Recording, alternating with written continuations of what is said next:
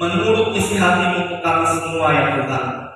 Berfirmanlah kepada kami semua ya Tuhan Yesus, kami siap mendengarkan firman-Mu yang hidup. Di dalam nama Tuhan Yesus, kami berdoa dan menyambut kebenaran firman-Mu. Haleluya, amin. Jemaat Tuhan dipersilakan duduk kembali. Ya, shalom jemaat Tuhan. Puji Tuhan, kita bersyukur kita boleh bersama-sama hadir di rumah Tuhan dalam ibadah pada hari ini. Ya, pada ibadah ini saya ingin mengajak jemaat sekalian untuk kita renungkan firman Tuhan yang sudah tertera di slide layar ini, yaitu dalam 2 Timotius pasal 3 ayat 1 sampai ayat yang ke-9. Mari kita buka kitab kita dalam kitab 2 Timotius pasal 3 ayat 1 sampai ayat yang ke-9.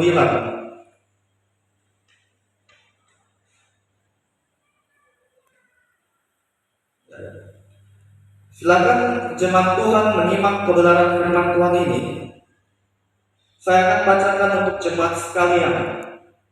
Judul dari kebenaran firman Tuhan ini, keadaan manusia pada akhir zaman. Ayat yang pertama, beginilah firman Tuhan. Ketahuilah bahwa pada hari-hari terakhir akan datang masa yang sukar. Manusia akan mencintai dirinya sendiri dan menjadi hamba uang.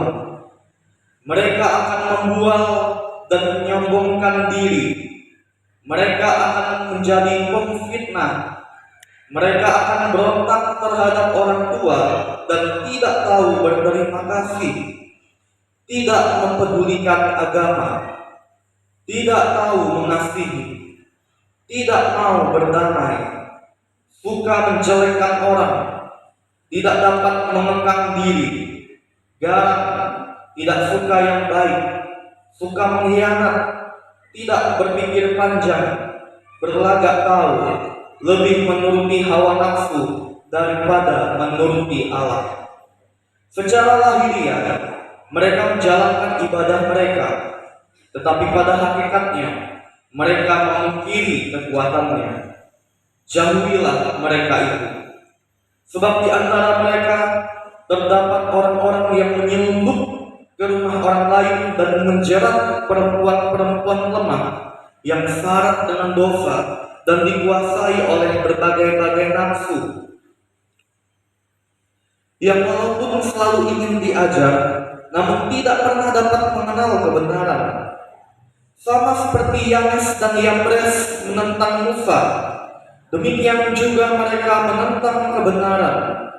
Akal mereka bobrok dan iman mereka tidak tahan uji. Tetapi sudah pasti mereka tidak akan lebih maju, karena seperti dalam hal Yanes dan Yambres, kebodohan mereka pun akan nyata bagi semua orang.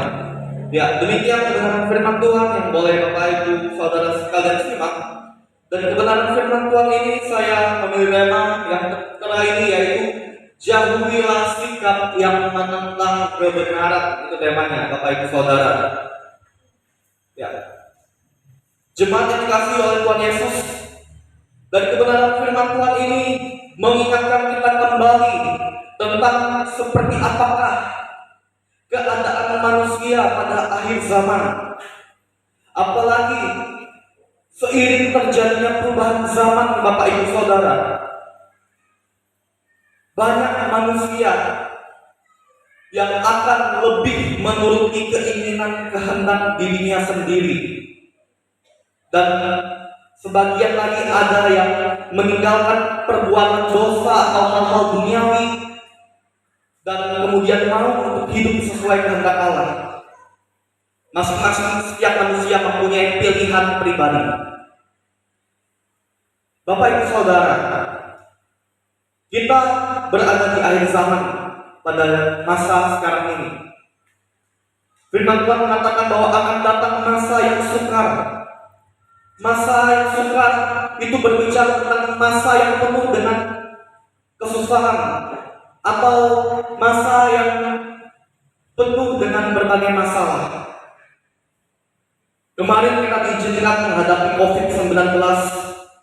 Puji Tuhan, Karena ada penyertaan Tuhan kepada kita umat yang percaya kepada Tuhan Yesus sehingga kita bisa melewati masa COVID-19. Sehingga sekarang ini kita boleh menjalani kehidupan normal, tetapi tetap waspada untuk terus berjaga-jaga atau berusaha lebih ekstra lagi kita menjaga kesehatan kita. Dan di tahun ini harga kebutuhan bahan pokok pun mengalami kenaikan ya Bapak Ibu Saudara, atau dikatakan kenaikan harga ini disebut inflasi. Ya, inilah masalah ekonomi yang terjadi. Beberapa dunia sudah mengalaminya, dan kita negara Indonesia pun mengalaminya. Tidak hanya itu saja, fenomena alam El Nino pun terjadi di tahun ini. Ada beberapa wilayah di Indonesia yang mengalami kekeringan atau kemarau panjang. Ya. Itulah tanda-tanda akhir zaman, Bapak Ibu Saudara. Karena tanda-tanda akhir zaman adalah tanda-tanda di mana kehidupan kita akan dilanda dengan berbagai macam masalah, baik masalah iklim atau cuaca, atau masalah ekonomi, atau juga bisa masalah sosial. Apalagi untuk bangsa kita Indonesia, negara kita Indonesia sekarang mulai hangat-hangatnya mau mendekati masa politik, ya kan? Karena kita lama lagi tahun depan kita akan melaksanakan pemilihan presiden. Sekarang ini mulai hangat-hangatnya, mulai agak panas-panasnya sekarang, karena sudah ada 3 calon presiden yang maju yang akan kita pilih di tahun depan. Ya. Sehingga dengan hal-hal demikian pun terkadang ada saja berita-berita hoax, berita yang menjelekkan si A, si B. Ya. Itulah kehidupan akhir zaman di mana manusia mulai ada yang melakukan hal-hal jahat terhadap sesamanya atau mencemarkan nama baik siapapun yang tidak disukainya. Bapak Ibu Saudara, firman Tuhan memberitahukan kepada kita tentang manusia yang ada pada akhir zaman. Ayat 2 tadi memberitahukan manusia akan mencintai dirinya sendiri. Di sini memberitahukan bagaimana manusia yang lebih mengutamakan kepentingan pribadi, lebih mementingkan dirinya sendiri. Itulah manusia yang dikatakan mencintai dirinya sendiri dan menjadi hamba uang. Karena motivasinya adalah berusaha lebih banyak mendapatkan uang yang dia inginkan, sampai-sampai dia mengabaikan hal-hal rohani. Karena fokus utamanya, ambisi utamanya, tujuannya adalah uang. Karena menurut dirinya dia tidak bisa hidup tanpa uang. Bapak Ibu Saudara, kita sebagai anak Tuhan, janganlah kita menganggap uang itu segalanya. Mengapa? Karena uang tidak menjamin kita masuk surga. Keselamatan yang berasal dari Tuhan Yesus tidak bisa dibeli, Bapak Ibu, dengan uang yang banyak, bahkan dengan emas, berlian, permata, apapun harta benda yang berharga. Karena keselamatan yang Tuhan Yesus berikan itu secara cuma-cuma, secara gratis, diberikan kepada setiap orang yang mau percaya, menerima Tuhan Yesus dan mau melakukan kehendak Tuhan. Makanya firman Tuhan memberitahukan kepada kita supaya janganlah kita turut dalam perbuatan manusia yang menuruti keinginan dirinya sendiri, yang mencintai, yang menjadi hamba uang, yang masuk dalam kategori manusia yang melakukan hal-hal duniawi yang bertentangan dengan kebenaran firman Tuhan. Tidak sampai menjadi hamba uang saja di ayat yang kedua. Ayat yang ketiga, ayat yang kedua, mereka akan membual dan menyombongkan diri. Ini masih di ayat yang kedua. Mereka akan membual, ini sama artinya mereka yang mengucapkan kata-kata yang tidak benar. Itulah orang-orang yang membual, menyombongkan diri, atau orang yang masuk dalam dosa kesombongan oleh karena hal apapun yang dia miliki, atau apalah yang membuat dirinya sombong. Ya banyak hal, Bapak Ibu Saudara, yang terjadi di dunia sekarang ini yang membuat manusia sombong. Bisa sombong karena harta kekayaannya atau sombong karena jabatannya atau apapun itu.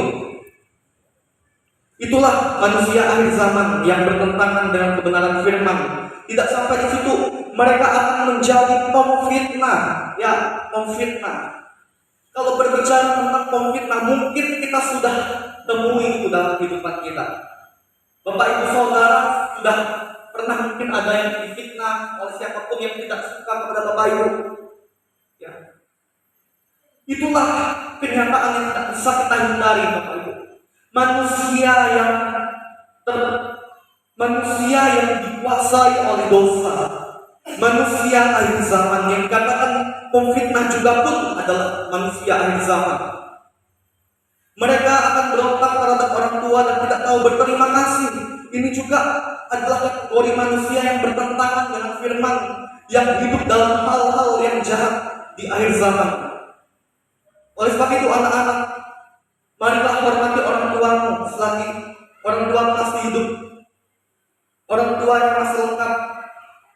Saya dan istri kami sudah tidak punya bapak ibu. Kami bersyukur masih ada mama. Mama di Medan, mama yang ada di Kalimantan Barat itu orang tua kami satu-satunya.